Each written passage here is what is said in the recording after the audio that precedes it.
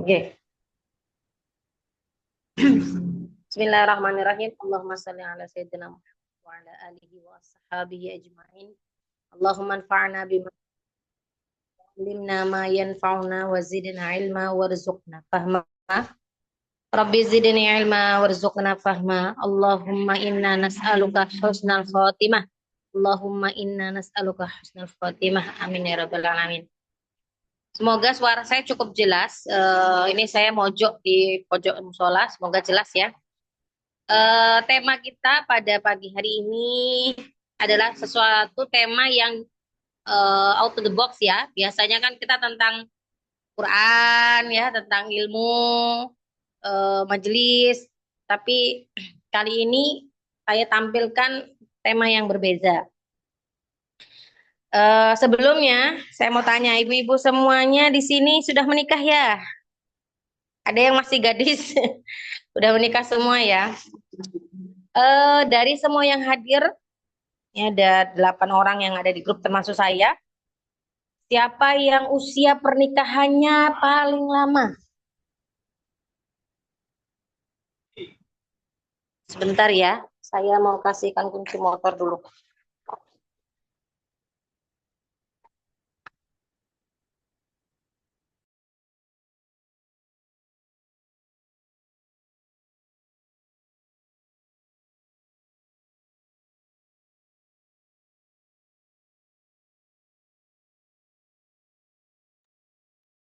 Siapa di sini yang usia pernikahannya paling lama? Ada yang sudah 10 tahun? Belum, Ustazah. Qadarullah baru 6 tahun. Nah, sekarang yang di atas 6 tahun siapa? 6 tahun ini siapa yang 6 tahun ini? Eh, Ummu Saadah, Ustazah. Ada. Selain Umu Saada, ada yang lebih dari 6 tahun? Saya Ustazah, 7 Siapa? tahun setengah. Alia. 7 tahun, 7 tahun setengah. Nggih. Oke, ada lagi yang lebih dari Umu Alia?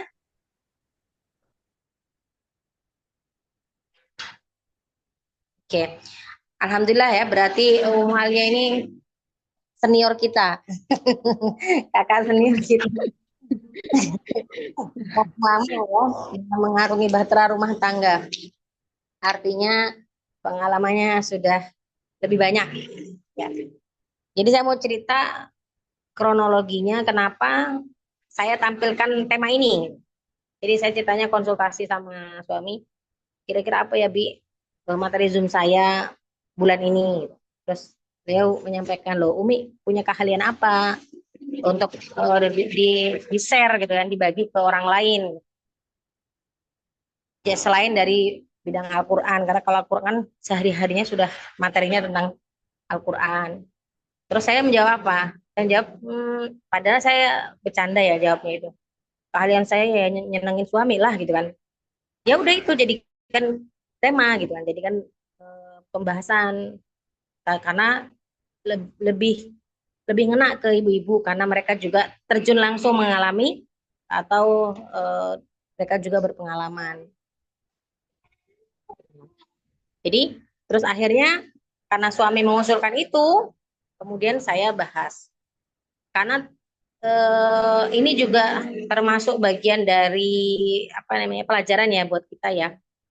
Kita sering mendengar banyak apa namanya akhwat-akhwat, banyak akhwat-akhwat umat-umat atau keluarga-keluarga yang kita kenal orangnya kita bisa yakin atau orangnya yang masya Allah bagi kita ternyata rumah tangganya pun kandas gitu kan. Entah di usia 10 tahun, entah di usia 15 tahun, entah di usia 20 tahun gitu. Nah, kita sebenarnya kalau kita bahas secara hukum sebenarnya boleh kan, talak itu boleh, meskipun itu yang Allah benci gitu kan. Tapi kalau memang tidak bisa ada jalan lagi untuk perbaiki, maka boleh diperbolehkan. Tetapi kita perlu melihat kenapa sih kok ada sesuatu yang akhirnya membuat itu kandas ya, buat itu terselesaikan di tengah jalan ataupun ada yang baru 1 tahun ya. Contohnya saya itu menikah yang pertama itu baru 1 tahun terus selesai. Jadi di momen yang menikah yang kedua ini saya banyak belajar.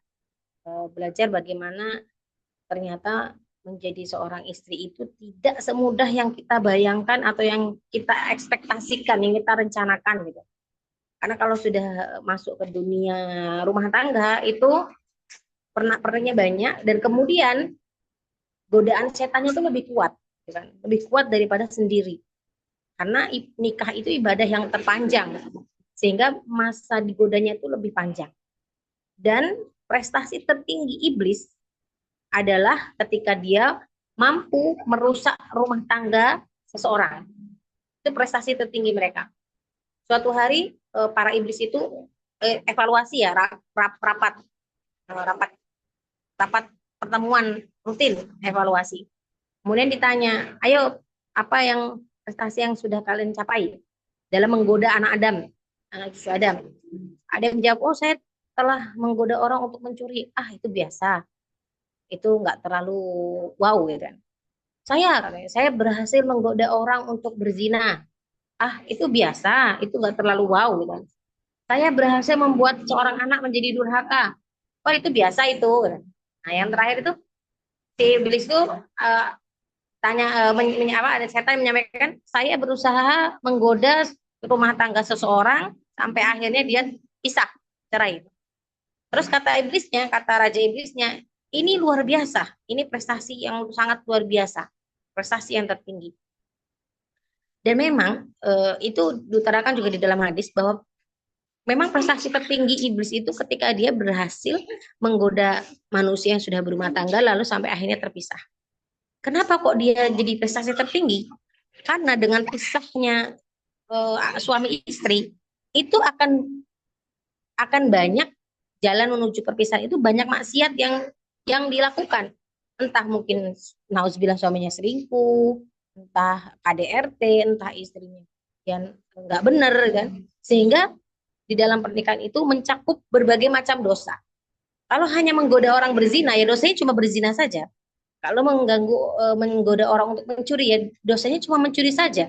Tetapi ketika setan itu menggoda dalam rumah tangga itu lebih banyak mudaratnya, lebih banyak mudarat yang terlaksana, yang ada di dalam rumah tangga itu ketika sudah masuk godaan iblis. Maka kita ini sangat rentan sekali digoda ya sama iblis. Maka ada hadis yang menyampaikan kalau ingin sebuah generasi rusak, maka rusaklah ibunya.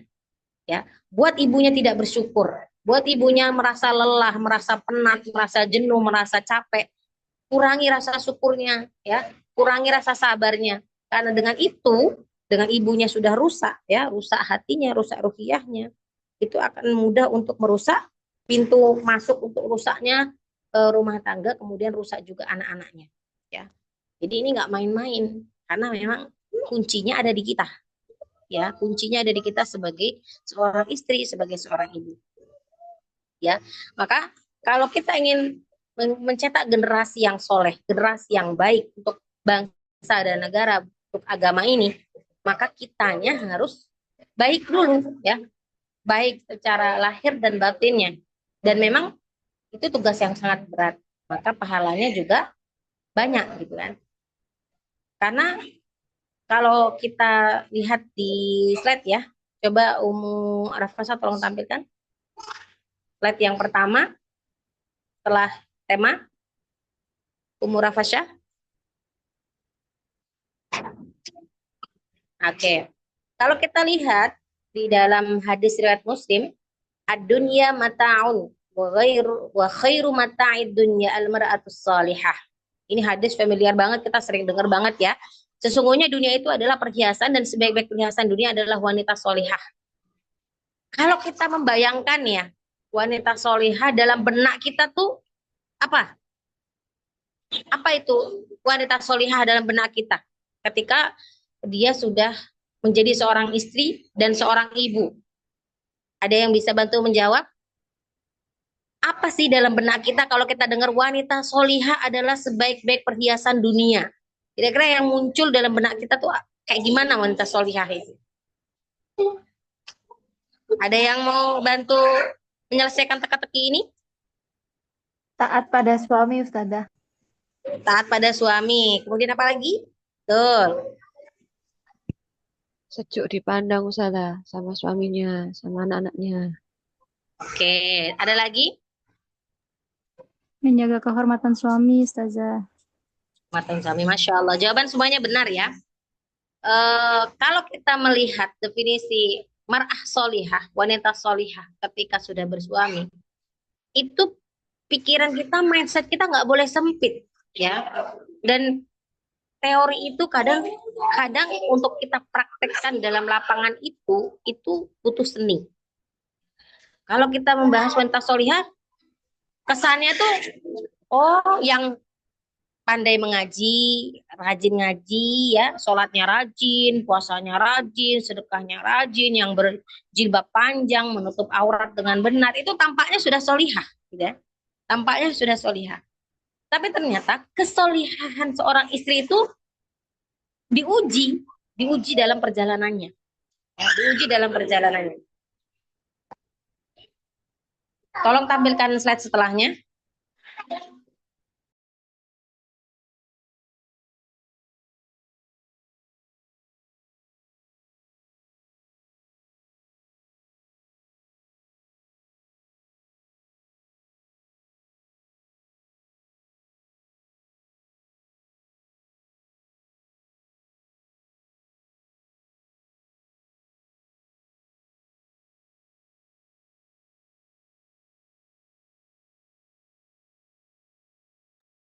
Suaranya kok hilang ya Ustazah? Oh, kemut Ustazah suaranya. Stop.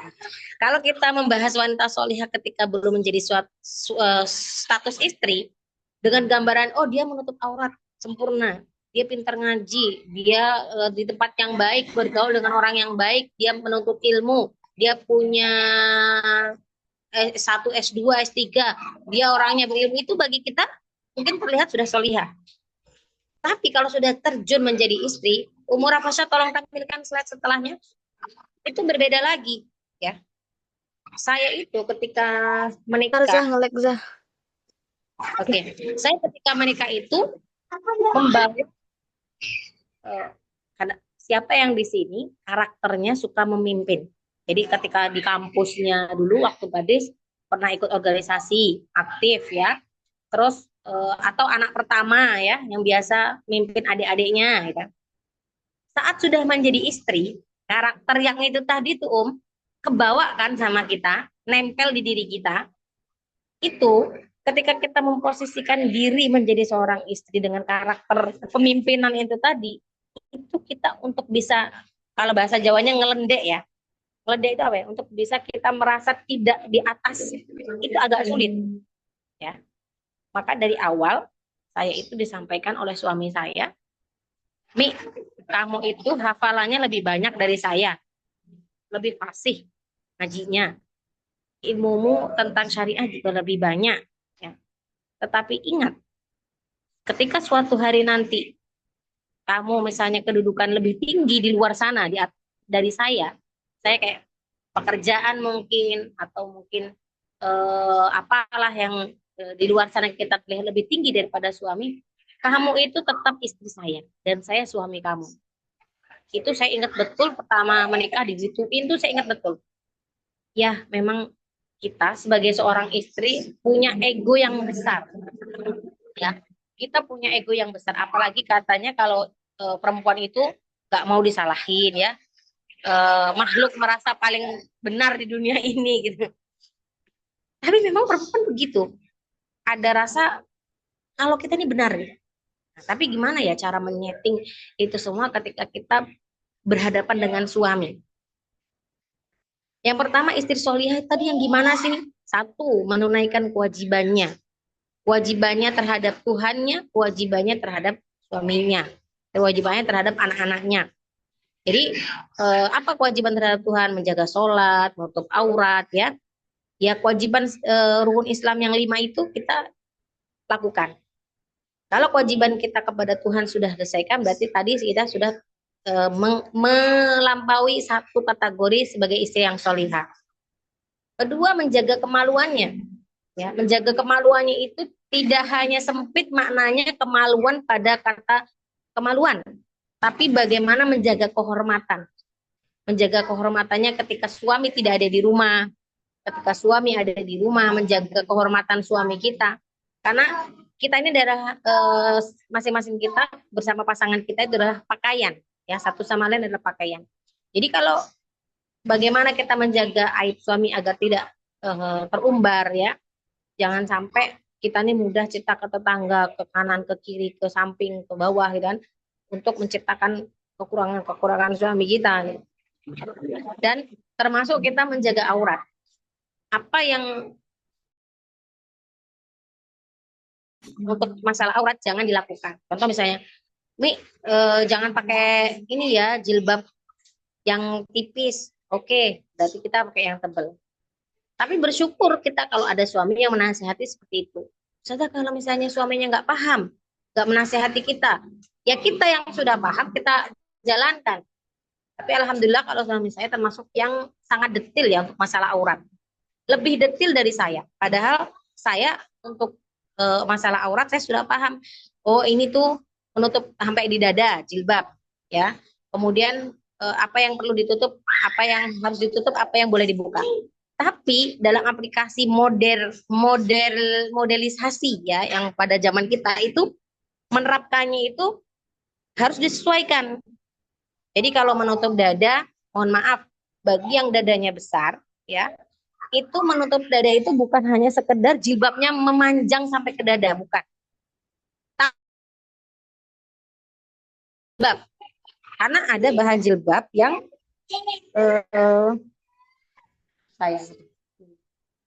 bahan jilbab yang nyeplak, yang nyeplak ke apa namanya? Oh, bismillah. Ya sana. Kayak contoh bahan jersey ya, bahan jersey yang tipis atau bahan jilbab Paris atau chiffon ya. Itu kalau kita pakai itu kan nyeplak ke dada kita. Itu bentuk dadanya akan mudah terlihat. Maka solusinya kita mengurangi jilbab yang bahannya bisa menyeplak, mengecap atau menempel langsung di dada kita. Atau kalau yang jilbab tipis-tipis itu kita dobelin, ya. Sebisa mungkin kalau pakai jilbab yang tebal penitian kayak saya ini juga didobelin. Kenapa? Karena kalau kita ngangkat tangan begini supaya dada kita nggak langsung terlihat, tapi daleman jilbabnya yang terlihat. Atau ketiup angin ya. Nah itu hal-hal yang menurut kita paling nggak bakal ketiup angin. Tapi sebelum kita terjadi itu kita antisipasi. Juga saat kita pakai tas ya, suami saya itu pernah mengingatkan saya, sering mengingatkan saya, dan saya nggak ngeh kalau itu bakal menonjolkan aurat kita. Jadi kita kalau pakai tas ya, tas yang selempangan itu Bunda, itu kan suka talinya ke tengah ya, ke tengah dada. Itu membelah dua dada. Dan itu memperlihatkan aurat akhirnya. Yang tadinya tertutup dengan jilbab, tapi karena kesela sama tali tas itu tadi, terbelah. Akhirnya tampaklah auratnya. Meskipun ketutupan jilbab, tapi tampak auratnya. Ya, atau yang pakai ransel di belakang, ketarik kan jilbabnya. Kalau jilbabnya ketarik, otomatis bajunya itu agak lebih ngetat ke kita, sehingga nempel ke dada dan kelihatan dadanya. Nah, itu hal-hal yang bagi kita sangat detail itu. Saya tuh nggak ngeh itu. Tapi suami saya justru lebih ngeh itu. Contoh lain, kalau di tempat umum perempuan kalau makan sesuatu disembunyikan ya, atau jangan sampai kelihatan di tempat umum. Saya pernah waktu itu makan pisang, disuguhin pisang sama tamu. Saya makan pisang karena bagi saya biasa saja makan itu ya. Saya makan tanpa saya tutupin ya. Jadi saya makan biasa gitu makan. Saya ditegur sama suami. Kalau makan apapun di tempat umum tutup ya, mulutnya ditutup. Jadi tutup begini atau kita nunduk atau kita cari tempat yang spot yang nggak terlihatan dari umum. Emang jadi bagi kita sesuatu yang sepele, ngapain sih ribet amat gitu kan. Tapi suami saya selalu ngajarin tidak semua, jangan dibayangkan semua laki-laki itu matanya baik. Jadi semua laki-laki dimanapun fitrah mereka dari pandangan mata itu mereka bisa menjadi kotor. Siapapun laki-lakinya itu. Maka kita sebagai perempuan harus menjaga itu. Menjaga itu supaya kitanya terjaga. Ya. Contoh lain, Bunda, kalau di tempat umum jangan duduk jongkok, ya. Kalau perempuan di tempat umum jangan duduk jongkok. Kalau kita mau benerin tali sepatu misalnya, lebih baik duduk langsung, ya. Jadi saya pernah kejadian waktu itu di acara nikahan adik saya, kan naik panggung. Naik panggung pas mau akad itu kan naik panggung. Terus anak saya makan es krim, nempel di bajunya warna putih. Saya tuh mau benerin, mau ngelap pakai tisu bajunya itu supaya es krimnya tidak terlalu nempel. Mau saya lap pakai tisu. Saya jongkok karena posisi saya lagi dalam keadaan berdiri, terus anak saya di bawah. Saya jongkok. Itu suami saya dari ujung panggung, dari bawah lah, langsung lari nyamperin saya di panggung. Langsung saya disuruh duduk, duduk, jangan jongkok. Karena di mata laki-laki perempuan jongkok itu tidak senonoh kalau bahasa Indonesianya ya. Tapi kan kadang-kadang kita suka los-losan, apa sih los-losan bahasa Indonesianya? Suka cuek gitu ya dengan hal-hal yang seperti itu gitu, suka cuek. Termasuk dalaman jilbab, kadang-kadang kan rambut kita nih suka keluar nih, rambut kita yang sini suka tampak. Kemudian jilbab kita terlalu tipis sehingga telinga kita transparan terlihat ya. Ada yang jilbaban lehernya kelihatan transparan, ada yang jilbaban mohon maaf, ini teman saya ya, teman taklim saya, karena bahannya jersey, ketika dia pakai jilbab panjang betul, jilbabnya panjang sampai bokong, panjang lah. Tapi saat dia karena pakai jersey itu tali BH-nya kelihatan, tali BH-nya ngecap di jilbabnya itu. Nah hal-hal seperti itu loh Bunda, itu kita ini suka nggak suka cuek ya Pak, kita ini para perempuan suka cuek, apalagi kalau dalam keadaan ribet ya, termasuk pakai celana panjang. Kita pakai gamis, pakai rok gitu kan. Kita kan suka males pakai celana panjang misalnya karena gerah lah, ribet lah gitu kan. Atau takut lihat gendut lah. Padahal itu sangat penting. Kenapa? Karena kita kalau naik motor atau kita dalam keadaan apa yang kita butuhkan, tersingkap rok kita, gitu kan, itu nggak langsung kena kaki. Atau roknya transparan ya. Kalau kena panas itu kan biasanya ada bahan yang jadi transparan. Mau berangkat pergi, udah siap nih, udah siap segala macamnya. Terus saya pakai bajunya yang jilbabnya itu tipis. Jilbabnya tipis tapi saya sudah dobelin. Saya udah dobelin pakai dalaman jilbab. Kemudian suami saya lihat, "Mi, itu kok enggak, ini jilbabnya tipis banget gitu. Kan udah ada dobelannya, Bi." "Enggak, ganti yang lain. Kalau nggak ganti kita mending nggak usah pergi." Jadi saya udah pakai jilbab rapi-rapi nih, copot semuanya, ganti gitu. Karena perintah suami itu harus ditaati. Itu ya, untuk urusan menjaga kemaluannya itu adalah termasuk menjaga aurat. Baik ada suami ataupun suaminya sedang tidak ada di rumah bersama kita. Kalau suami tidak ada di rumah bersama kita, kita sudah jelas ya ketika menerima tamu, jangan menerima tamu suruh masuk ke rumah. Kalau suami nggak ada di rumah. Jadi kalau posisi kita di rumah sendiri bersama anak-anak, kunci pintu rumah. Pun kalau ada misalnya Pak RT atau siapa, diterimanya di luar rumah saja, tidak usah masuk ke ruang tamu, di teras dan dibuka gerbangnya supaya terlihat dari luar. Jadi tidak boleh kita itu kalau dalam keadaan mendesak ya, tapi kalau tidak mendesak sama sekali nggak usah diterima. Sampaikan saja mohon maaf suaminya lagi nggak ada, begitu ya. Itu lebih menjaga kehormatan kita supaya kita terhindar dari fitnah. Jadi kalau saya ada tamu, kalau suami saya nggak ada, saya cuma buka jendela aja. Dengan siapa Pak? Oh ini, mohon maaf Pak ya, suami lagi nggak ada, mungkin nanti nunggu suami pulang aja. Jadi itu lebih salim, lebih selamat. Termasuk kurir ya, kurir. Nah, jangan kita sepelekan. Itu kan kurir nganter paket gitu. Nggak usah kita yang keluar, sampaikan aja, taruh di teras ke kurirnya. Karena biasanya kalau kurir itu keluar kita dipoto terus fotonya di share. Kemudian kalau nggak ada suami kan kita jadinya berduaan sama kurir. Baik nggak usah apa namanya ngobrol, maksudnya ngobrol nggak usah ketemu langsung. Kalau kurirnya bisa ditaruh, paketnya ditaruh saja di teras. Atau kalau anak kita yang bisa keluar, anak kita yang keluar ngambil. Sama juga termasuk dengan Grab ya, Grab food ya, Grab food makanan itu biasanya saya bilang ke bapaknya, Pak dicantolin aja di pagar Biasanya saya bilang gitu. Atau anak saya yang suruh saya keluar kalau untuk pas bayarnya bayar cash. Kalau saya bayar OVO, saya suruh cantolin. Karena kehati-hatian kita terhadap kehormatan kita ketika kita sudah posisinya menjadi seorang istri. Yang ketiga, mentaati suami. Mohon Umur Rafasa dibuka slide selanjutnya. Oke. Jika seseorang ke sana Mas, tolong Mas. Jika seseorang wanita menunaikan sholat 5 waktu, berpuasa di bulan Ramadan, menjaga kemaluannya dan mentaati suaminya, niscaya akan dikatakan padanya, masuklah ke dalam surga dari pintu manapun yang engkau mau. Hadis riwayat Ahmad. Andaikan aku Muhammad ingin memerintahkan seseorang bersujud kepada orang lain, maka aku akan perintahkan seorang wanita bersujud kepada suaminya. Hadis riwayat Tirmizi. Jadi dari hadis ini menyinggung bagaimana kedudukan kita dengan suami itu, kita ini di bawahnya suami, ya. Az-zauj aula minaz zaujah. Suami itu lebih tinggi kedudukannya daripada kita. Tapi prakteknya saya mempraktekkan itu untuk bisa dipraktekkan aplikasi hadis ini itu berat, berat. Karena kita harus benar taat dalam segala hal kecuali dalam keadaan maksiat. Ya, dalam segala hal kecuali dalam keadaan maksiat. Ya. Jadi kenapa suami saya pernah diskusi ya ke saya, apa menurut kamu tentang hadis ini?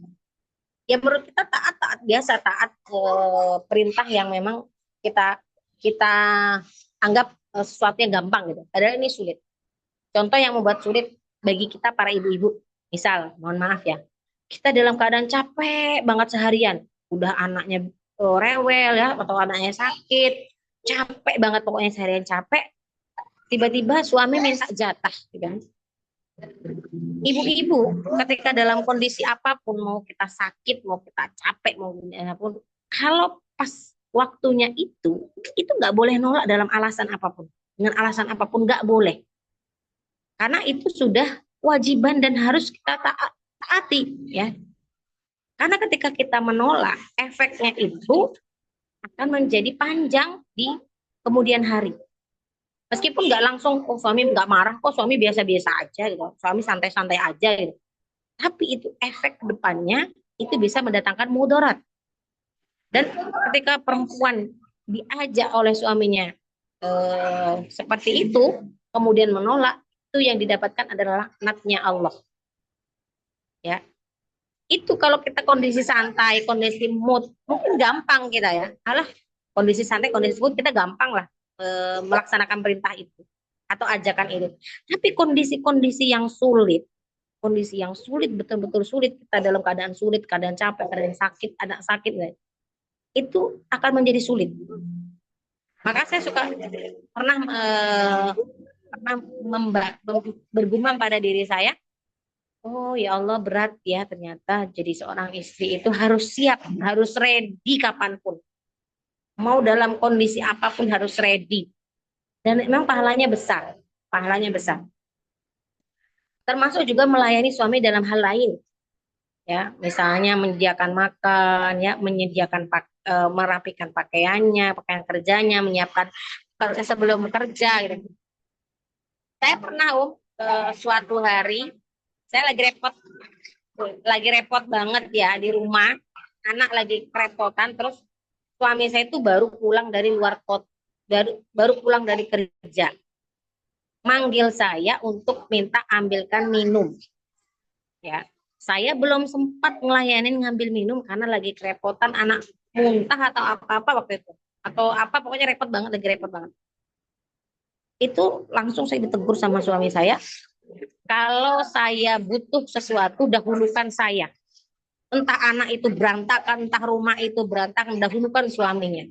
Karena suami itu lebih utama dari yang lain. Tapi kita kan suka begini, tanggung, kita lagi beres-beres, tanggung, anaknya ini. Padahal secara teori memang harus kita dahulukan suami dulu, baru yang lain. Ya, dahulukan suaminya dulu. Apa yang dibutuhkan suami dari kita dahulukan. Ya. Jadi saat itu saya berpikirnya ego. Anak saya kan lagi repot. Itu kan bisa ngambil sendiri minum. Orang udah gede gitu kan, ngambil sendirilah minum. Masa hanya perkara minum terus jadi berantem gitu kan.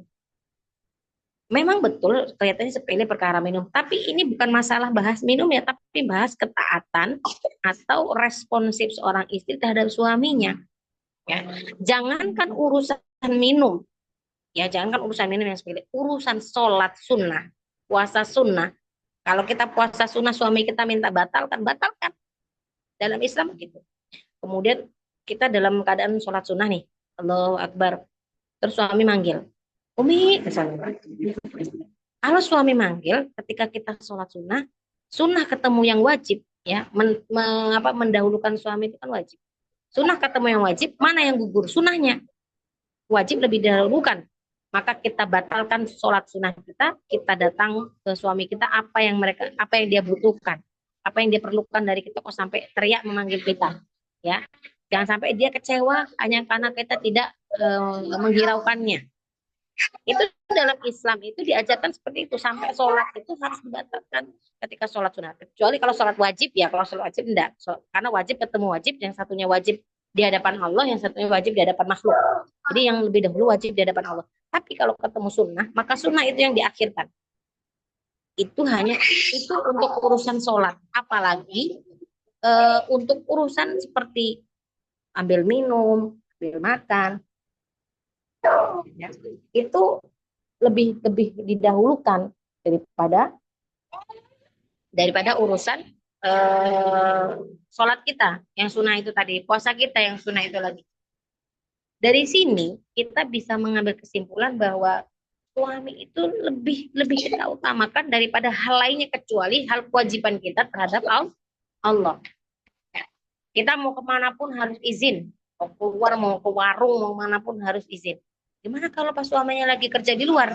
Maka kita dari awal menyampaikan, Bi, kalau aku ke warung, nah kalau pas Abi nggak ada di rumah, aku udah ke warung-warung aja ya, diizinkan ya. Kecuali pergi yang jauh gitu ya, yang rumahnya jauh gitu.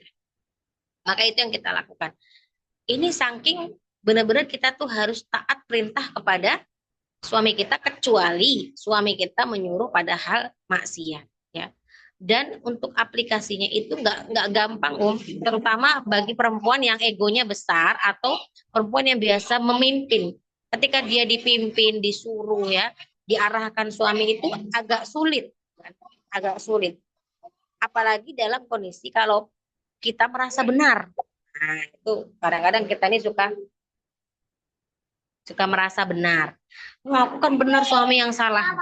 Gimana kalau pas lagi berdebat, lagi kesalah paham dengan suami, tapi kita ngerasa benar, pendapat kita benar. Apa kita terus mendebat, kita terus pokoknya sampai goals ya, sampai kita menang, closing gitu kan? Enggak. Yang lebih baik kita lakukan adalah diam. Kalau pas kita lagi debat sama suami, kita diam dulu. Biarkan suami mengeluarkan pendapatnya dulu, biarkan dia merasa, oh dia itu benar, biarkan dulu. Kalau saya biarkan, tapi saya menangis di hadapan Allah. Ya Allah, apa menurutmu? Kalau emang menurutmu aku yang benar, tolong berikan petunjuk kepada suamiku bahwa aku benar. Kalau bagimu aku yang salah, berikan aku petunjuk, tegur aku dan berikan aku petunjuk bahwa aku salah. Dan ampunkan dosaku. Jadi saya sering begitu. Saya pernah debat masalah apa gitu ya, lagi bahas anak atau apa, terus nggak sependapat gitu. Dan saya merasa benar. Itu suami saya marah, saya hanya nangis. Saya tidak berhenti, saya tidak mendebat lagi karena percuma. Kalau kita terus mendebat, laki-laki itu nggak suka di debat gitu. Kalau kita terus mendebat suami kita, justru akan memperuncing hubungan, ya, memperkeruh suasana. Jadi kita diam saja dulu, kita kita tahan dulu sambil kita berdoa kepada Allah, diberikan petunjuk, diberikan kelembutan hatinya, ya. Karena kita laki-laki itu nggak suka kalau diatur-atur, ya, kemudian tidak diberikan kepemimpinan, jadi dianggap remeh oleh istrinya, itu nggak suka. Dan laki-laki ketika kita powerkan, kita berikan kesempatan power, maksudnya kedudukan, silakan kita berikan kedudukan yang lebih tinggi, kita tunjukkan bahwa dia adalah pemimpinnya, gitu. Itu dia merasa maco, merasa gagah di rumahnya, dan dia justru dengan itulah akhirnya dia merasa lengket dengan istrinya, ya, nyaman dengan istri. Tapi kalau suami itu dianggap remeh, ya, kemudian dianggap nggak bisa, kemudian sering kita cela atau sering kita rendahkan, itu dia meskipun meskipun kita berdandan cantik, meskipun kita pintar, meskipun kita ngaji sampai ujung langit gitu kan, kalau kata suami saya, kamu mau ngaji sampai ujung langit juga kalau kamu nggak taat sama suami, ya percuma gitu. Allah nggak akan ridho sama kamu. Jadi tetap dengan kita memberikan posisi itu tadi, akhirnya suami menjadi nyaman. Saya pernah dengar ceramah dari Ustadz Abdul Somad. Suami itu, laki-laki itu awam ya, dia makhluk yang pengen diherokan gitu kan. Tapi ketika dia tidak dapatkan itu di rumah, dia akan mencari di luar yang siap mengherokan dia, ya, yang siap menjadikan menganggap dia sebagai pemimpin, menganggap dia hebat, menganggap dia bisa. Dia akan mencari itu di luar, mencari sandaran itu di luar. Termasuk tadi ya yang menolak ajakan suami saat dia sedang lelah, sedang capek, terus diajak suami dia nggak mau, maka suami itu akan menumpuk itu sehingga itu nanti akan menjadi bom waktu. Suatu hari nanti dia akan mencari jajan di luar, ya, mencari senangan di luar, melampiaskan itu semua di luar, sehingga makanya terjadi banyak perselingkuhan. Itu kecuali orang-orang yang betul-betul kuat imannya. Itu hasil dari penumpukan kekecewaan, kekecewaan itu tadi, ya. Di rumah istrinya diajak nggak mau gitu kan. Ya awalnya sabar, tumpuk-tumpuk, akhirnya jadi bom waktu sehingga di waktu kemudian hari dia akan mencari kesenangan itu dari luar, dan itu yang kita khawatirkan. Jadi supaya kita mau suami kita setia, suami kita nggak main pelakor gitu kan, suami kita nggak selingkuh di luar, ya kita jaga, kita penuhi kebutuhannya biologisnya supaya dia merasa puas di rumah. Dan kita juga harus belajar itu, belajar bagaimana di tas Umi ada minum, ya sana di kresek, ke Abi, minta ke Abi, minta ke Abi.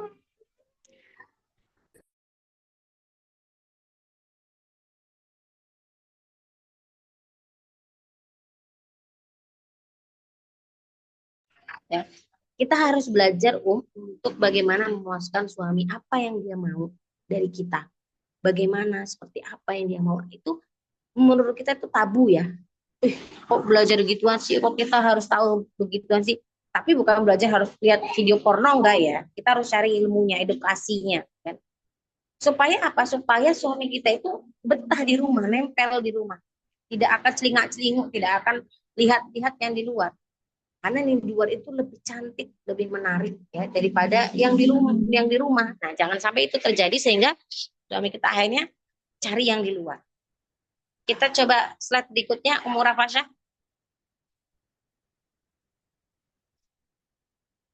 Umur Rafasya, coba di slide berikutnya.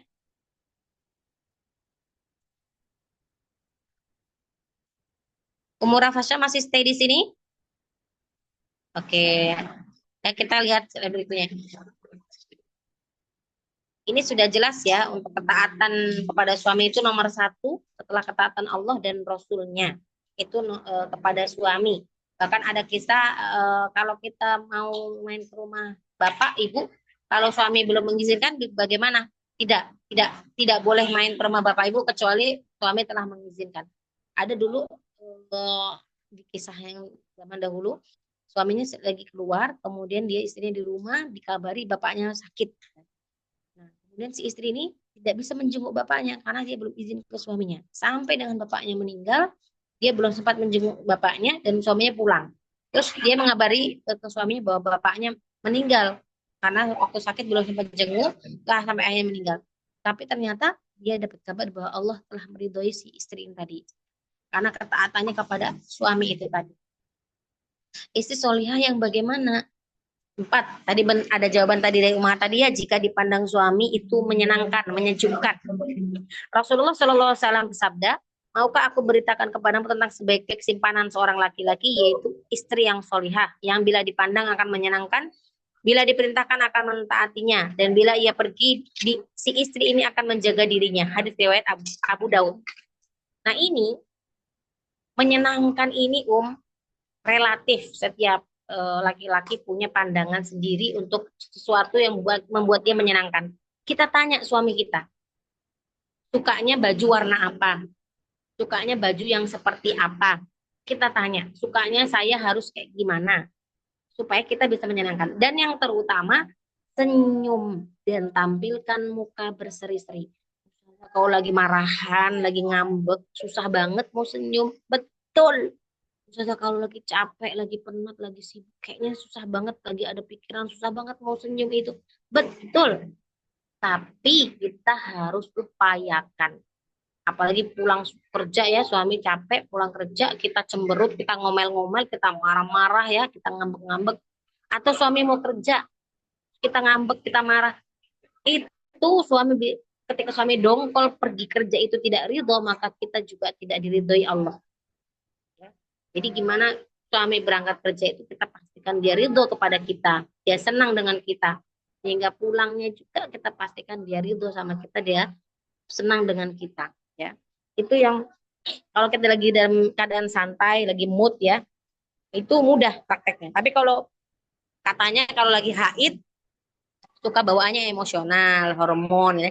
Sebenarnya itu betul ya, hormon. Tapi kalau kita pengen jadi wanita solihah, istri yang solihah, kita lawan itu. Aku tuh lagi nggak mood, aku tuh pengen muring-muringan orang, aku tuh lagi haid, kamu harus paham dong. Aku tuh lagi haid, nggak bisa. Kita nggak bisa menormalisasi itu. Kalau kita di babnya pengen jadi istri yang solihah. Ya, meskipun haid, meskipun capek, meskipun banyak pikiran, meskipun penat, tersenyumlah ketika di hadapan suami. Ya, selain tersenyum apa? Berkata-katalah yang baik. Ya, jangan pulang-pulang ngomel. Ya, pulang-pulang bentak-bentak suaminya, nyuruh-nyuruh dengan kata-kata yang bentak, yang seperti halnya nyuruh orang, nyuruh orang di bawahnya misalnya, atau nyuruh bawahannya. Itu nggak boleh. Kalau mau nyuruh minta tolong suami, minta tolong yang baik. Tanya, Bi, boleh nggak tolong buangkan sampah? Jangan, ayo buangkan sampah dong. Udah banyak itu sampahnya. Udah seharian capek nih aku. Rumah berantakan anak. Wah, kalau kita kayak gitu, suami nggak akan betah di rumah ya. Jadi, cara kita menyuruh suami pun dengan seni. Kemudian enak dipandang, senyum. Saya itu kalau berangkat kerja cemberut ya, itu suami saya pasti kesel kan. Maka saya harus gimana caranya ya berangkat kerja itu kita berseri-seri gitu. Seperti orang yang sedang berakting gitu ya. Meskipun kita ada pikiran, meskipun kita capek, meskipun kita apa, kita berakting tetap tampilkan muka yang berseri-seri, muka yang senyum. Kemudian pakai pakaian yang terbaik, ya. Pakai baju yang terbaik, wangian yang terbaik. Jangan kita kebalik Bunda, di luar wangi ya. Kita beli parfum untuk di luar kita bermake up ria. Di rumah kita kucel ya. Di rumah kucel, bajunya kusut, bajunya sobek-sobek ya. Udah nggak karu-karuan, nggak pernah sisiran, nggak pernah merawat. Nggak harus kita ke salon, nggak punya uang untuk ke salon. Merawat itu kita bisa dengan bersih, luar dan dalam gitu kan. Rambut, bagaimana harus wangi ya. Oh, rambut saya itu susah diatur, cari sampo yang bisa menghaluskan rambut, cari bahan sesuatu yang bisa buat rambut kita halus sehingga ketika dibelai suami, dicium suami kening apa ubun-ubunnya itu wangi, jangan sampai dicium apek, dibelai kasar kan. Muka juga diperhatikan ya. Kemudian pakaian, apa sih yang buat suami kita senang? Saya sering nanya, Abi suka baju yang kayak apa? Oh, saya suka baju yang begini. Oke, cari baju yang kayak gitu, nggak harus mahal kok ya. Jangan sampai kita pakai itu yang jelek di rumah, ketika di luar kita yang cantik, yang bagus, yang mewah, yang mahal. Terus sebisa mungkin di rumah Bunda itu belajar dandan ya, belajar make up. Nggak harus menor-menor, tapi kalau suaminya seleranya yang menor, bikin menor ya. Pokoknya jangan mau kalah sama yang di luar, kan di luar itu cantik-cantik banget orang-orang di luar yang suami kita temui di jalanan ataupun di tempat kerjanya.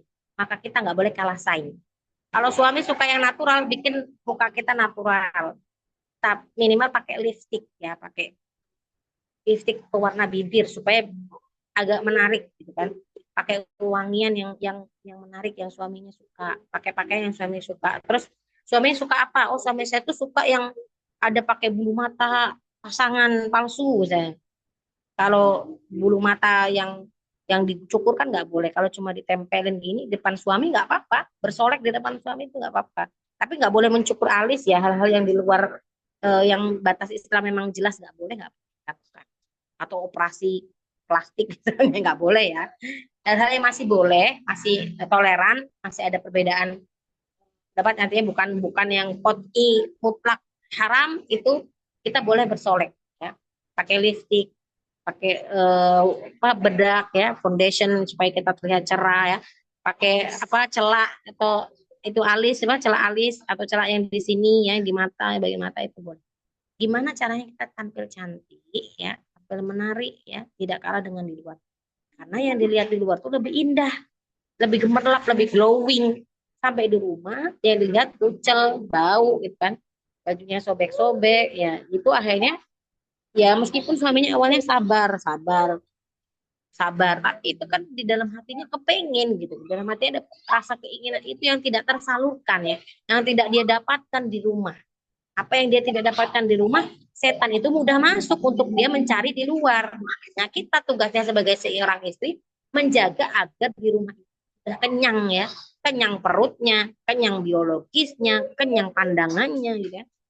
Sudah kenyang dengan memandang yang cantik, sudah kenyang perutnya dengan makanan-makanan yang kita sajikan ya, sudah kenyang biologisnya dengan pelayanan kita, sehingga kalau suami itu keluar dalam keadaan kenyang itu aman ya, lebih kuat daya tahan tubuhnya ya, daya tahan tubuhnya dari godaan-godaan setan ketika suami itu dalam kondisi sudah kenyang. Tapi dalam kondisi yang lapar, ya namanya orang lapar tuh pasti akan cari makanan kan, cari makanan kalau kita lapar. Sama suami juga kalau kondisi lapar, lapar biologis, lapar pandangan ya, lapar perut, dia akan mencari sesuatu yang bisa mengenyangkan dia. Dan kesempatan itu ketika setan buka kesempatan itu mudah tergoda, kan mudah tergoda. Karena banyak sekali kasus yang udah rumah tangga puluhan tahun, ya anaknya udah banyak, tapi suaminya tergoda.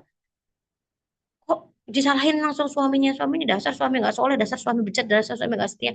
Padahal pasti itu ada sebab kronologinya gitu, sehingga sampai suaminya seperti itu. Kecuali kalau sudah semuanya terpenuhi, tetapi suaminya tetap selingkuh, tetap lihat yang lain, itu beda lagi ya. Memang itu bejat berarti. Ya, tapi kalau ada sebab lain, maka perlu kita perbaiki kita di dalam hubungan suami istri kita supaya suami itu setia sama kita, supaya nyaman deket kita, dan suami itu nggak jauh-jauh, nggak mau lihat yang lain, kangen dengan rumah, pengen pulang segera ke rumah, pengen menemui istrinya kan, dia dibuat rindu, dibuat ketagihan gitu ya, ketagihan memandang istrinya yang tersenyum, ketagihan melihat istrinya yang pakai pakaian bagus, ketagihan melihat istrinya yang ramah ya, ketagihan melihat istrinya yang menyejukkan pandangannya. Itu ketika seseorang ketagihan dia akan nyari lagi gitu, dia akan nyari istrinya gitu, bukan nyari yang lain. Tapi kalau suaminya udah pernah dengan pekerjaan di rumah diomelin ya, dimarahin, dicemberutin, diabekin, dibentak-bentak, manalah dia betah di rumah. Meskipun di awalnya betah, sabar, dia akan mudah tergoda dengan yang di luar ya. Coba slide selanjutnya, Umur Fasya. Dari Abu Hurairah radhiyallahu anhu berkata, pernah ditanya kepada Rasulullah SAW, siapakah wanita yang paling baik? Jawab beliau, yaitu yang paling menyenangkan jika dilihat suaminya, mentaati suaminya jika diperintah, dan tidak menyelisihi suami pada diri harta sehingga membuat suaminya benci. Ya. Lanjut hadis berikutnya, slide berikutnya. Nah, bagaimana agar suami senang memandang istri? Tadi ya sudah singgung, tampakkan wajah berseri dan tersenyum ketika suami ada di rumah, ada bersama kita. Jangan berkata kasar, berteriak atau membentak suami, ya, atau menyuruh dengan bahasa yang nggak sopan atau bahasa yang menuding, otoriter dengan suami kita nggak boleh. Bersihkan badan dan bersolek. Yang punya masalah keringat, bau badannya, atau masalah ketiak itu dibereskan. Masalah mulut dibereskan. Semua masalah urusan badan sampai urusan alat vital itu tolong dibereskan. Dan tolong dijaga alat vitalnya itu bersih ya, bersih dan wangi.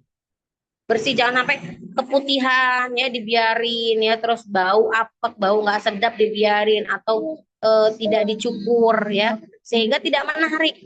Jadi tolong itu dibersihkan, dibuat menarik, dibuat mempesona. Jangan mukanya aja kelihatan glowing tapi dalamnya tidak dirawat, tidak diramut ya, tidak dipercantik.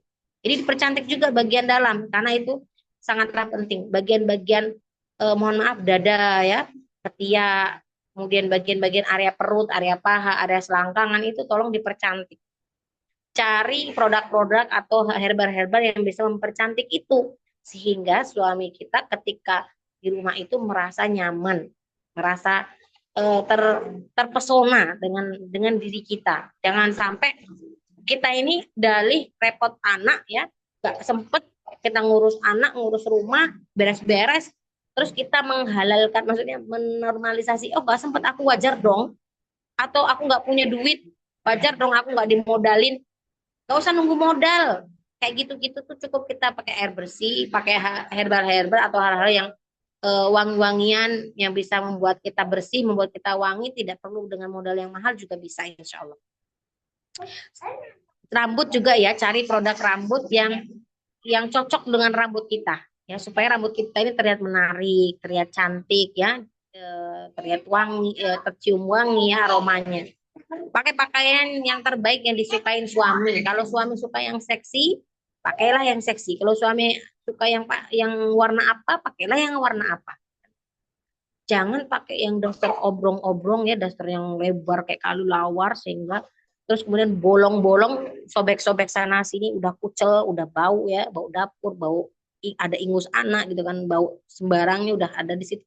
Terus kita menyambut suami, tambah lagi muka kita cemberut, tambah lagi kita ngomel-ngomel, aduh, suami yang mana yang mau betah di rumah gitu kan. Maka ini adalah keahlian, keahlian. Kita harus punya itu, skill seorang istri, kita harus mengasah itu, mempertajam itu. Kita harus punya keahlian itu dan kita belajar. Kita yang nggak biasa romantis, nggak biasa apa namanya genit, harus belajar harus belajar genit. Saya itu kan termasuk yang kaku ya. Saya kalau dulu organisasi sama di luar itu sama Iwan tuh saya saklek gitu. Ngomongnya nggak bisa mendayu-dayu. Pokoknya kaku lah sama dengan Iwan itu dalam organisasi. Kemudian saya termasuk yang jaga muamalah dengan Iwan, tidak bermuamalah, tidak yang bermuamalah kecuali yang hal yang sangat penting dan mendesak. Tetapi ketika sama suami kita nggak bisa begitu. Kita harus ngobrol hal-hal yang santai, yang sepele, remeh-temeh kita ngobrolin ya. Kita harus pancing ketika suami di luar, kita pancing dengan hal-hal yang menggoda. Kita rayu, kita kasih kata-kata yang menggairahkan ya, kata-kata yang membuat dia bergairah. Malu nggak malu? Awal sunnah kita harus melakukan itu supaya suami itu nempel sama kita. Selain kita mendoakan ketika nempel, misal kalau suami lagi kerja, saya WA misalnya, Abi love you misalnya, Abi ganteng deh. Jadi kita goda-goda yang kita godain. Karena kalau dia sudah puas digoda dengan istrinya di rumah, ya itu pahala setiap itu sama pahala. Maka dia nggak akan menerima godaan di luar karena sudah cukup dia merasa kenyang dengan godaan-godaan istrinya, dengan kegenitan istrinya. Jadi belajar genit, bener perlu belajar genit di depan istri, suami itu perlu. Gak usah malu, gak usah tabu, itu halal, itu pahala besar. Ya, bahkan ada yang mengatakan kalau kita ngajak suami berhubungan intim duluan, itu pahalanya besar. Ya, kadang kan kita malu ya, malu mau ngerayu malu, mau kata-kata romantis malu, mau godang-godain malu, mau genit malu. Tapi suami itu senang kalau ada istrinya yang seperti itu. Sehingga kalau udah senang, dia akan ridho sama kita. Maka buat dia senang. Misalnya kita colek, aduh gantengnya suami itu pagi ini, Masya Allah. Terus kita bisikin telinganya, Abi hebat loh, Abi keren banget loh. Itu suami itu senang, disanjung itu senang. Orang kita aja juga suka kan dipuji. Kita kan pengennya dipuji ya kan, pengennya disentuh ya. Suami juga begitu, senang dipuji, senang dianggap, senang dihargai, diapresiasi ya, disentuh ya. Kita cium duluan gitu, ya. Jadi kita harus berikan perhatian kepada suami kita. Kita berikan keintiman, kedekatan dengan suami kita sehingga suami kita nggak akan lepas dari kita, nggak mudah lepas. Ya, berikan pelayanan dan perhatian yang terbaik buat suami. Gak usah malu, gak usah merasa tabu, gak usah merasa kaku, karena itu suami kita, pasangan halal kita. Ya kecuali ke suami orang, nggak boleh ya. Kalau ke suami dianjurkan kegenitan itu, dianjurkan kecentilan itu di depan suami. Tapi jangan di depan anak-anak ya, jangan di depan anak-anak. Ada yang privasi hanya suami dan kita yang tahu, ada yang boleh diperlihatkan ke anak-anak. Misalnya kalau kalau bilang I love you masih boleh diperlihatkan ke anak-anak. Tapi kalau untuk lebih dari itu cukup kita dan suami saja. Dan sesekali kita perlu itu. Suami kalau lagi di luar, kita chatting hal seperti itu, dia akan pengen cepat pulang. Dia akan ingat rumah, ya. Dia akan, oh, ya di rumah ada yang menarik, ada yang mempesona yang di rumah, ada yang dia cari, ada yang dia incar di rumah itu, ya sehingga akan mudah pulang ke rumah. Maksudnya tidak mudah tergoda dengan hal-hal yang di luar. Dan saya termasuk awalnya merasa tabu ya, merasa aneh gitu. Masa kok kayaknya nggak banget deh, nggak gue banget gitu kan kalau bahasa bahasa gaulnya nggak gue banget deh, itu bukan karakter gue banget. Tapi saya sadar saya harus belajar itu supaya menyenangkan suami dan supaya suami lebih terjaga dari godaan-godaan yang ada di luar. Suami itu kadang kalau dua kan suka parfum tuh, kalau di jalanan suka ada parfum yang awet banget ya sampai orangnya pergi masih ada parfumnya. Itu suami suka pulang, Mi, coba deh cari parfum yang enak gitu, apa gitu. Kami ambil sukanya parfum yang bukan bau apa gitu. Yang ini, oke, saya cari. Ini benar nggak, Bi? Nanti keliru saya beli lagi gitu. Termasuk lipstick. Habis suka lipstick yang warna apa, yang kayak gimana, baju yang warna apa, itu saya tanya supaya apa yang kita beli itu nggak sia-sia, udah beli pakai duit ternyata dia nggak suka gitu kan. Misalnya kita beli warna hijau ternyata suami kita nggak suka warna hijau gitu kan. Nah, kita lebih baik kita tanya, katanya maunya seperti apa, saya harus kayak gimana, rambut saya sukanya rambutnya yang kayak gimana, itu kita tanya supaya kita bisa menyesuaikan diri kita terlihat tadi ya sejuk dipandang suami. Sejuk itu bukan harus nggak harus kemudian dia dia tersenyum saja terus terlihat sejuk. Minimal pakainya bersih ya, tadi senyum, pakainya bersih, badannya bersih, nggak pasti harus dengan produk-produk yang mahal. Itu ya. Next ada lagi Murah Fasya, slide ya. Oke. Jika salah seorang dari kalian pulang dari safar di malam hari, janganlah langsung tiba-tiba mendatangi istrinya di waktu malam itu, agar istrinya masih bisa mencukur bulu kemaluannya dan menyisir rambutnya. Lihat dari hadis ini, kalau ada suami yang dari safar, dari luar ya, dari keluar rumah, datang ke rumah, pulang ke rumah, itu nggak boleh langsung menemui istrinya tanpa dikasih kabar. Kasih kabar dulu, aku mau pulang. Aku 10 menit lagi mau pulang. Aku berapa berapa jam lagi mau pulang.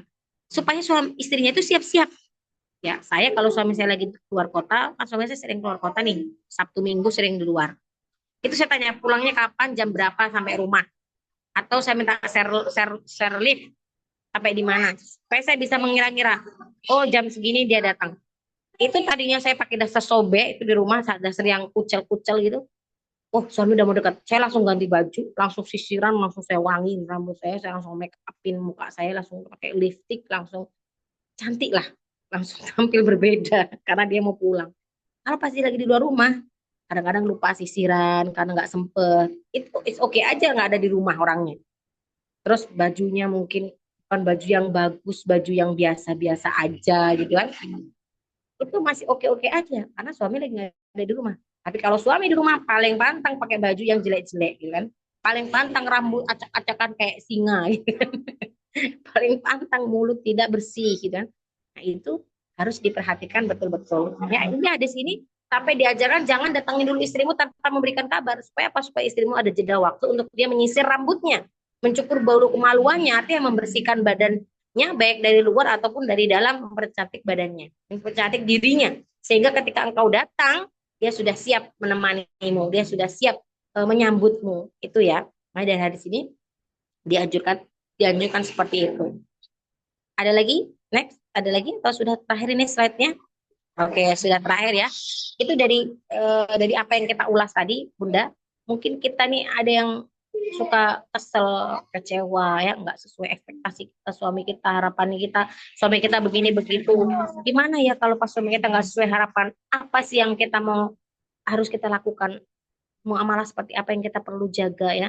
Terus seperti apa dalam rumah tangga kalau pas lagi begini begitu? Nanti boleh ya ditanya di diskusi tanya jawab. Itu pengalaman saya ya. Saya ini suka kalau pada segala sesuatu tuh saya suka memperhatikan, terus saya telaah, saya teliti, oh begini, terus saya cari ilmunya. Oh ilmunya begini, oh begitu. Nah ini termasuk yang kemarin ya kejadian tadi malam. Jadi saya ceritanya lagi berdoa di sholat maghrib itu saya lagi berdoa lagi menikmati me time bersama Allah dalam doa, dalam munajat saya nangis minta sama Allah ya saya doakan suami doain anak-anak gitu kan.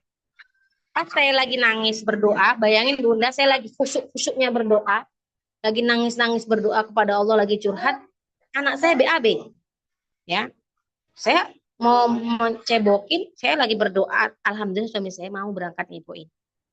Pas lagi berangkat nyibuin itu suami saya teriak, membutuhkan sesuatu. Teriak ke saya, Umi gitu kan. Ini. Terus saya karena saya merasa lagi berdoa, saya cuekin. Saya nggak hiraukan itu. Karena saya ingin menyelesaikan doa saya, habis itu saya datangin suami saya gitu kan. Maksudnya kan begitu. Setelah saya berdoa, saya baru menyampaikan ke suami saya.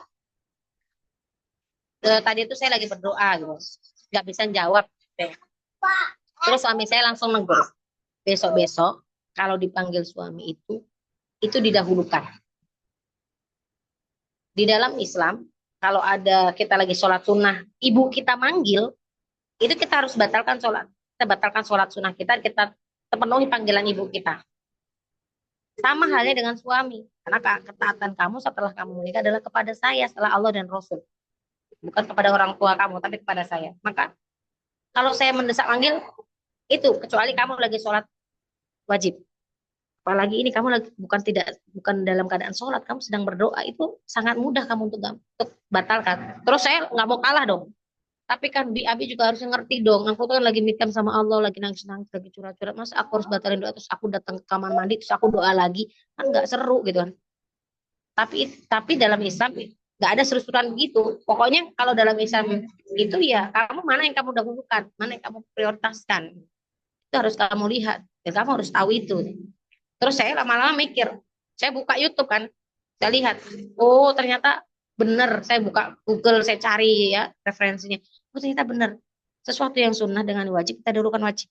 Panggilan suami itu, mentaati suami ya, memenuhi panggilan suami itu wajib.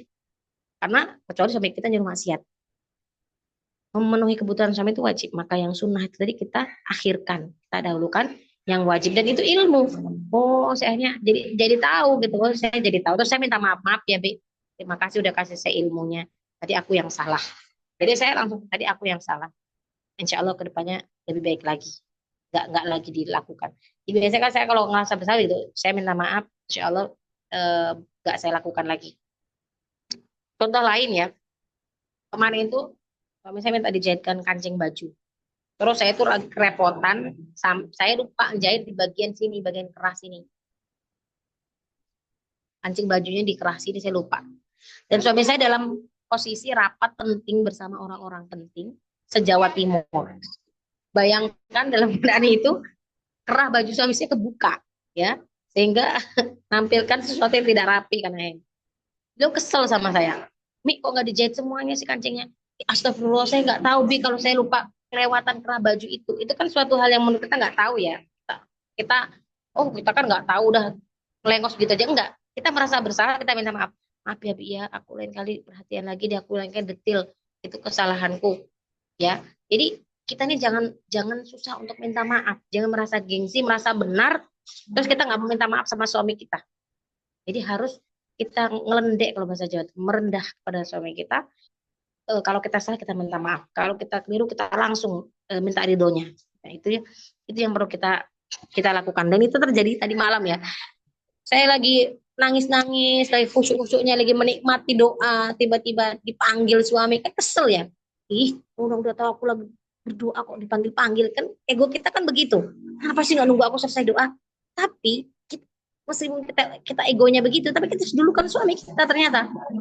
Ya, apalagi kalau dalam sholat aja, sholat sunnah harus dibatalkan, apalagi kita posisinya nggak lagi sholat, lagi berdoa, ya. Itu bagi saya sesuatu yang itu untuk prakteknya itu suka jatuh bangun, ya. Untuk praktek taat kepada suami itu suka jatuh bangun, dan bisikan-bisikan setan tuh banyak sekali. yang akan membisiki kita bahwa kita yang paling benar, kitalah yang benar, suamilah yang salah, kitalah yang tinggi, suamilah yang rendah, kitalah yang wow, suami yang biasa-biasa aja. Itu banyak banget bisikan-bisikan begitu, dan itu harus kita hindari. Jangan sampai kita ngambek berhari-hari dengan suami, nggak negur suami, nggak menyapa, nggak melayani hanya karena ngambek ya, hanya karena dikecewakan. Itu nggak boleh. Meskipun kita dikecewakan, meskipun kita kecewa dengan suami, tapi untuk kewajiban melayani suami tetap harus kita utamakan. Wallahu alam bisawab. Silakan kalau ada forum tanya jawab.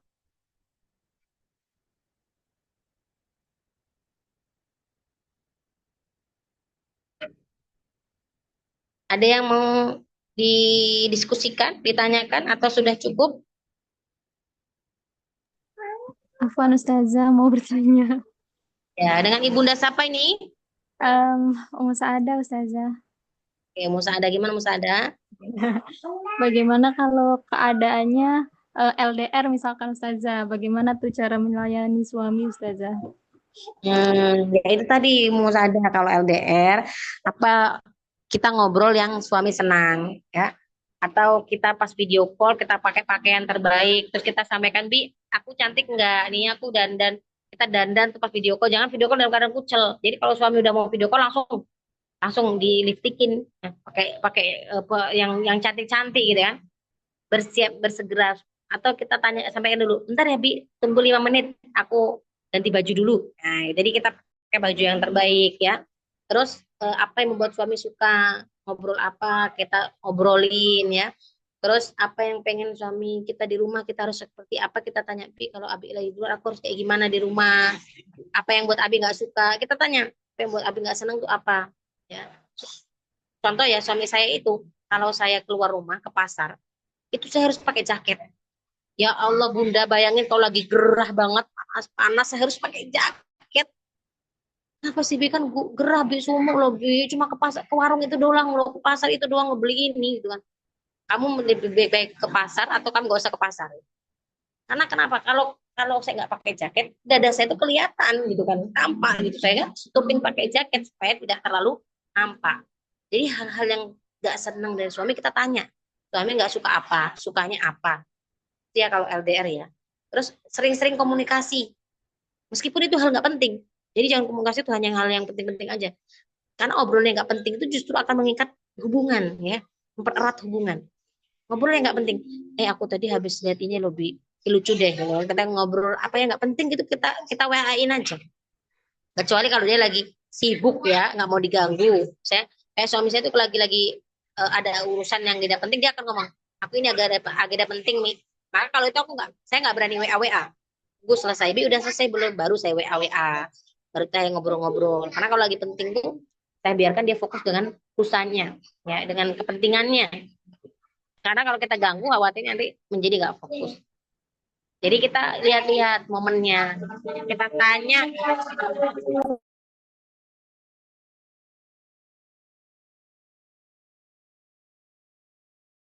itu kita siapkan rumah rapi, anak rapi, kondisi rumah baik, kondisi anak baik, kita rapi, kita cantik. Apalagi pas dia mau pulang itu ya, kita siapkan betul-betul. Itu kalau LDR lebih gampang karena melayani suaminya tidak seinstan yang offline-nya. Iya Insya Allah. Ustazah. Jazakillah khairan Ustazah. Ada lagi yang di pertanyaan ya, Umu Ira. Ustazah mau tanya, manajemen tidur dan bangun tidur Ustazah yang aktif setiap hari itu bagaimana sebagai ibrah buat kami? Oh, dari bangun tidur ya? Oh, oke, dari bangun tidur. Biasanya kalau saya bangun pas sholat misalnya ya, sholat yang mulai itu saya tidur sebentar. Tidur lagi sebentar, habis itu pas kalau di sini bahasanya sholah ya. As-sholatu wassalamun alaik gitu ya. Itu saya siap-siap sholat subuh ya, sholat subuh, sholat sunnah. Setelah sholat sunnah terus saya sholat subuh, setelah itu zikir.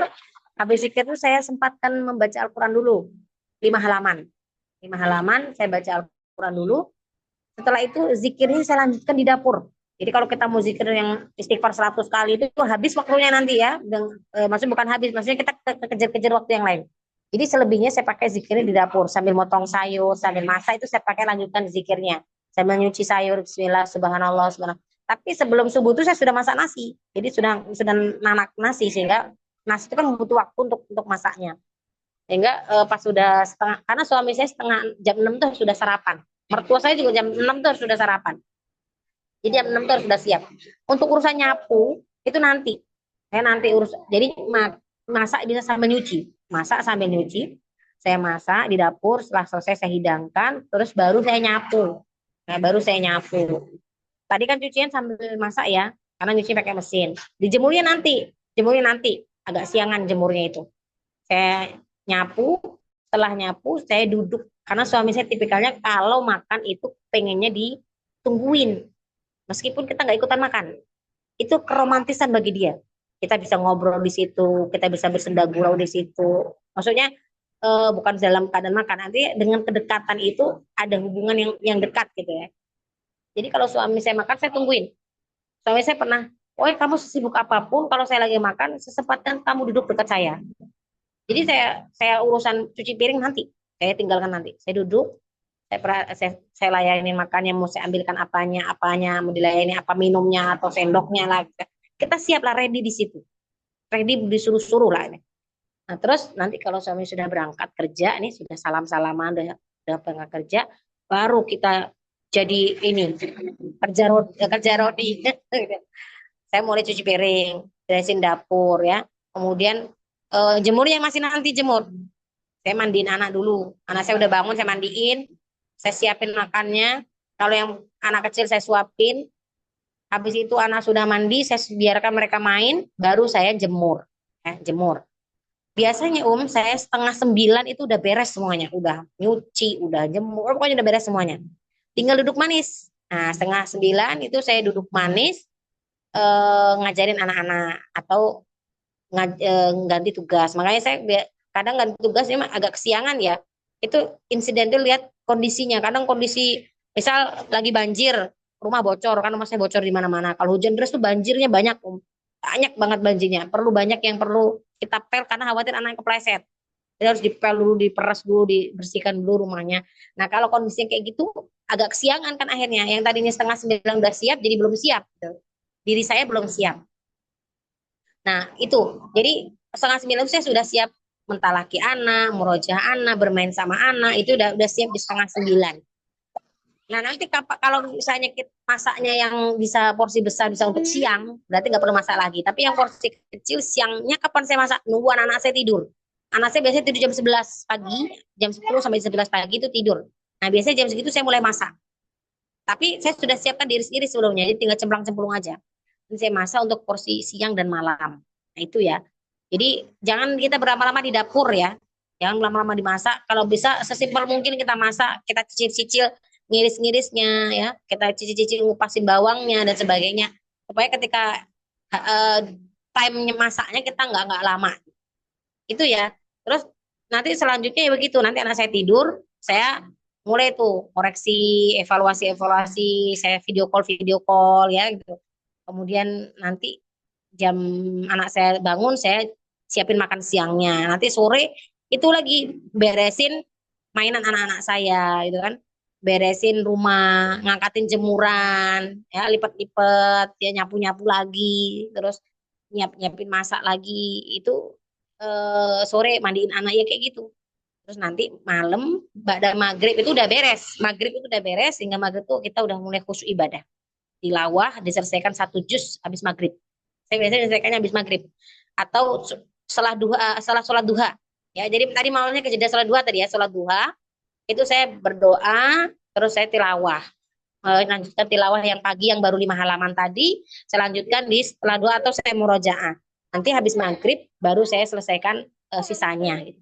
Nah, nanti habis isya itu biasanya suami saya ngajak keluar, entah itu beli air degan, entah itu beli singkong goreng ya, entah itu keluar nyari deterjen doang, ini keluarlah cari angin segar ya, naik motor bareng anak-anak ya. Anak-anak saya itu kan seneng diajak keluar naik motor itu. Nanti balik lagi hal-hal yang sepele lah keluar itu. Nanti habis itu balik lagi, kemudian nyiapin persiapan anak tidur. Itu sih ya kayak biasa lumrahnya orang. Jadi saya mentalaki, menstimulan anak ya di sela-sela waktu itu. Di sela-sela waktu itu. Insya Allah itu. Semoga terjawabkan ya. Kecuali kalau ada taklim ya beda lagi ya. Ini kan jadwal rutin tiap tiap hari. Tapi kalau ada rapat, saya harus ngisi taklim, saya harus ngisi halakoh. Di sini juga saya punya halakoh gitu kan. Itu beda beda lagi. Itu kan jadwal rutinnya setiap harinya seperti itu. Sudah cukup?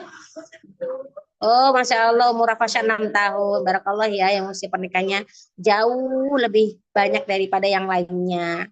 Jadi yang saya sampaikan tadi mungkin di sini sudah banyak yang lebih lebih pakar ya, lebih lihai karena usia pernikahannya lebih banyak daripada saya.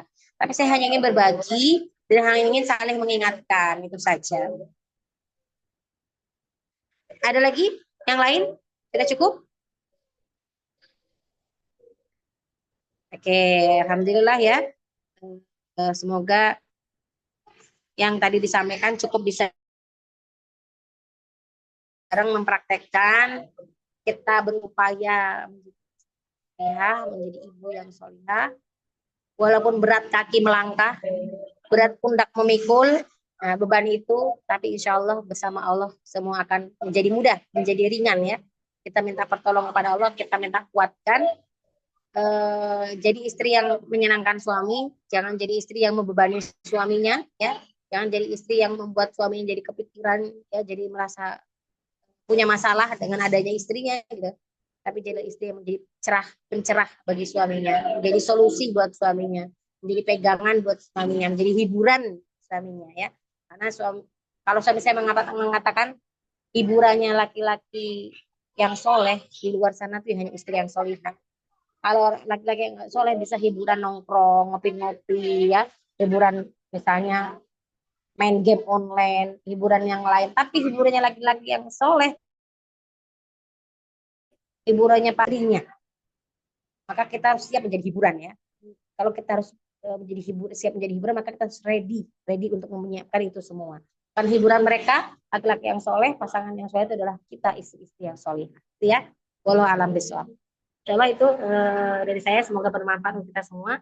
Mohon maaf atas segala terbatasan kesalahannya. Kepada Allah saya mohon ampun. Terima kasih atas kehadirannya. Sampai jumpa di sesi halaqah berikutnya dengan tema yang lain. Walau alam bisawab. Akhirul kalam bila taufiq walidayah. Astagfirullahaladzim walakum. Assalamualaikum warahmatullahi wabarakatuh. Waalaikumsalam warahmatullahi wabarakatuh. Jazakallah khair Ustazah. Waalaikumsalam warahmatullahi wabarakatuh. Jazakillah khair Ustazah. Saya pamit ya, boleh kembali ke aktivitas masing-masing. Semangat untuk terus membersamai anak-anaknya bersama Al-Quran, menjaga keluarganya dari api neraka. See you next time. Assalamualaikum warahmatullahi wabarakatuh. Waalaikumsalam Waalaikumsalam warahmatullahi warahmatullahi wabarakatuh. wabarakatuh.